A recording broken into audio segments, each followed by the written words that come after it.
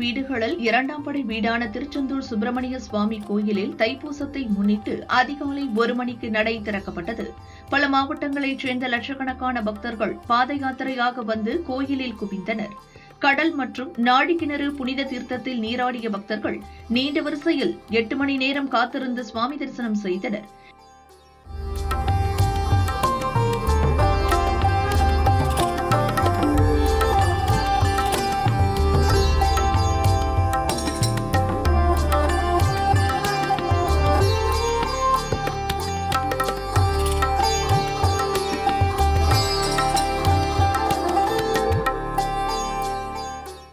பாத யாத்திரையாக வந்த பக்தர்கள் வேல் குத்தியும் காவடி எடுத்தும் வேண்டுதல்களை நிறைவேற்றினர்.